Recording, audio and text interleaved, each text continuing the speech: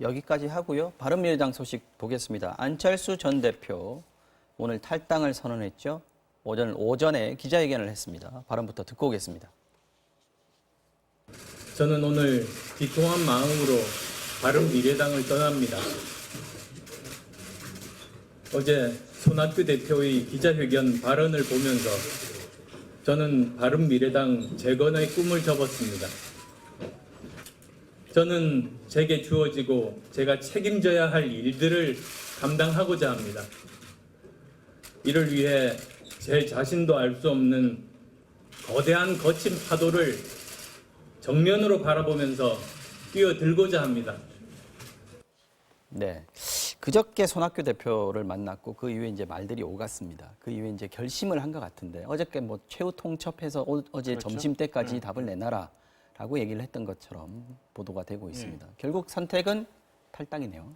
그러니까 이제 귀국 당시에 저희가 여러 가지 시나리오 얘기했잖아요. 우선 뭐 새로운 당을 만들 건가 아니면 그 지금 이루어지고 있는 협통에 같이 할 건가 이랬는데 이제 전혀 거기엔 관심 없다라고 끊고 그럼 그 다음에는 새로운 당을 새로 만들 거냐 아니면 기존에 있는 바른미래당을 의 조직과 자금을 이용해서 할 건가 이랬는데 그마저도 이제 정리가 딱 된 것 같아요. 지난 주말 거치기 전까지만 연휴 거치기 전까지만 해도 독자신당보다는 리모델링 쪽으로 많이 왜냐하면은 기울었었는데. 지금 뭐 총선이 얼마 남지 않았는데 사실은 새로운 신당을 만드는 게 쉽지는 않은 거고요. 바른미래당 지금 뭐 안에 있는 자산이라는 것도 굉장히 많이 있으니까 그거를 얹어타고 가서 고쳐서 가면 훨씬 쉬울 수 있었는데 그에 대한 기대마저도 없어진 것 같아요. 그래서 이제 독자신당을 만들기로 했는데 뭐 여러 번 얘기했지만 과연 옛날 4년 전에 국민의당 창당했었던 당시와 여건이 같은가라는 이런 거를 한번 봐야 되고 그다음에 안철수 대표가 여전히 좀 계속 새로운 길을 모색하고 가고 있는데 총선 전에 신당으로 제3지대를 계속 만들어가겠다고 하는 게 끝까지 갈지 아니면 갑자기 또 턴을 할지 좀 지켜봐야 될 대목인 것 같고요. 이런 면에서 볼 때는 뭐 손학규 대표가 그동안 작년부터 했던 이런저런 것들이 이렇게 쭉 돌아보면 이미 뭐 정해져 있던 수순 아닌가라고 저는 생각을 합니다. 바른미래당 리모델링 설 그때 변수가 손학규 대표라고 얘기를 많이들 하지 않았습니까? 결국 이제 손학규 대표가 버티는 바람에 안철수 전 대표가 나가는 그런 모양새가 됐는데 안철수 전 대표는 이런 선택을 할 수밖에 없었다 이렇게 보십니까? 아니 우선 이 상황은 딱 한마디 단어로 요약되는 거예요. 정치력이 없다. 안철수 대표는 안철수 전 대표는 정치력이 없다. 손학규 대표조차 설득하지 못한다. 이런 얘기로 귀결이 되는 것입니다. 그리고 지금 저는 안철수 전 대표가 대표의 최측근들이 지금 통추에 오늘 박형준 전 의원을 만나지 않았습니까? 이것도 앞으로 이 추이가 어떻게 될지 우리가 살펴보는데 한 상징적인 장면이라고 생각합니다. 그러니까 그 안철수 전 대표는 지금 뭔가 창당하기 전에 본인의 정치를 좀 돌아봐야 되는 것이 새정치민주연합을 깼습니다. 깨고 탈당을 해서 국민의당을 만들어서 거의 40여 석 내외의 의석을 확보했는데 지금 남아있는 거는 정말 초라한 비례대표 10석 미만의 사람들만 주변에 남아있는 것이거든요. 그러니까 계속 마이너스 정치를 해온 것이에요. 이 부분에 대해서 오히려 깊이 성찰하는 것이 우선돼야 된다는 생각이고 좀 아까 자유한국당에 대해서 꼭 한 말씀만 드리고 싶은 게 있는데 저는 적어도 박근혜 전 대통령의 사면 요구나 석방 요구를 할 때는 진정성이 있었으면 좋겠습니다. 그래도 대한민국 보수의 한 가치를 공유한 분들인데 총선 앞두고 정치공학적으로 혀끝에 발린 그런 소리로 박근혜 전 대통령의 석방을 요구하는 것이 저는 저와 반대 정파에 있는 대통령이었지만 되게 안 좋았습니다.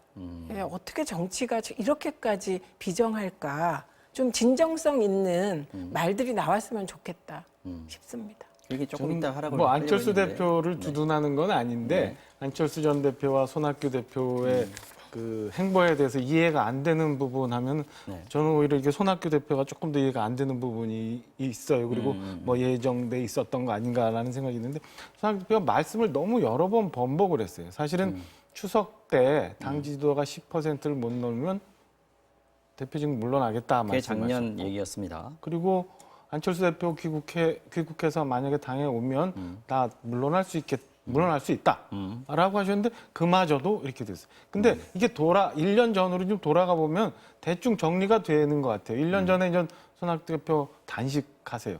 그리고 난 다음에 4월 달에 뭐 불법인지 아닌지는 잘 모르겠습니다만 사보임 논란으로 굉장히 시끄러우면서 소위 말하는 이 선거구제 공수처법 관련한 패스트트랙 정국이 시작이 돼요.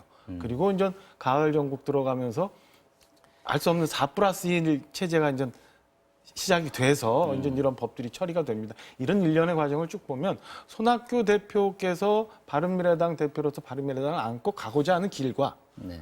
안철수 대표가 뭐 귀국은 안 하고 그다음에 미국과 독일에 있었습니다만 안철수 대표가 향후 자기가 갖고자 하는 정치의 길과는 애초부터 달랐다라는 생각이 저는 들어요. 요 대목에서 그 사보임 논란은 윤석열 검찰조차도 그 혐의가 없다, 불법 아니다라고 결론을 내렸기 때문에 이 부분은 좀 없어졌으면 좋겠어요. 그래서 거기에 방점을 찍고 말씀하신 건 아니었습니다. 아니 근데 어쨌든 네. 네, 팩트가 중요하니까. 그리고 제가 왜 안철수 대표 얘기를 하냐면 손학규 대표가 앞으로 대권으로 갈 수는 없다고 생각해요. 그래서 지금 고 바른미래당이라는 고 연극 무대의 주인공은 손학규 대표는 절대로 될 수가 없는 거거든요. 안철수 대표이거든요. 네. 그럼 이 주인공은 미래에 내가 대권으로 가기 위해서 자기 조건을 만드는 과정인데 그 조건을 만들겠다고 귀국을 해서 네. 손학규 대표와 결렬되는 저 장면은 본인이 이후에 그러니까 첫 단추부터 어긋난 거잖아요. 아까 말씀하셨듯이 리모델링 하겠다는 계획이 어그러졌다라고 되는 거잖아요. 그러니까 보통은 그럴 때 뭐 손학규 대표께서 뭐 공동 대표를 하자거나 그다음에 대표를 하고 안철수 전 대표는 선대위원장을 하라거나 이런 거를 처음에는 사실 수용하는 거죠. 그리고 이제 그렇다면 무게 중심은 점점점 안철수 전 대표로 가는 거거든요. 그런데 그런 정치력을 발휘해야만 대권으로 간다는 거죠.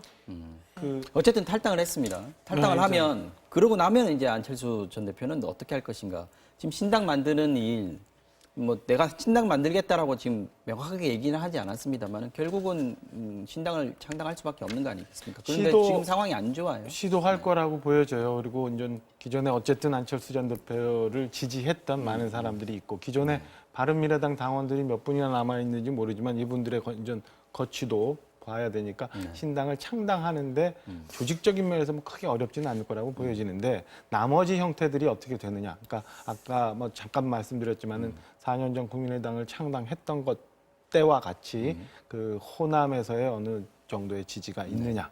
그리고 지금 뭐 수도권을 중심으로 해서 오갈 이 마음을 둘 수 없는 중도 표심이 과연 안철수 대표 쪽으로 마음을 줄 건가. 뭐 이런 것들을 따져볼 때는 앞길이 험난하죠. 그렇다면은 지나가다가 막판에 어쩌면 다른 선택을 할 수도 있다라는 추정을 합니다. 그러니까 보수통합 쪽에 합류할 가능성도 있다. 네. 그러니까 이거는 오늘 그 협동위에 문병호 전 의원 최고위원과 그다음에 김영환 전 의원이 합류했느냐는 뭐 만난 그 자체하고는 별개로 그분들은 안철수 지금은 대표가 안철수 의원의 최측근이라고 보기엔 좀 어렵잖아요. 그렇죠. 그러니까 과거의 이미- 최측근이었던 그렇죠. 분들 뭐 이렇게 표현하는 게 그러니까 맞는 아마 것 같아요. 딱 제가 표현하면 딱 거기까지라고밖에 얘기 못하는 그리고 안철수 대표 측에서 오늘 아침 얘기했던 것처럼 개인적인 판단이다라고 얘기했던 것처럼 딱 고선에서밖에 그 파괴력이나 상징성을 가질 수 없는 거 아닌가라는 생각입니다. 알겠습니다. 오늘 시간이 다 돼서 여기까지만 하겠습니다. 정치와 어정령 오늘 최민희 전 의원, 박정하 전 청와대 대변인과 함께 이야기 나눠봤습니다. 오늘도 고맙습니다.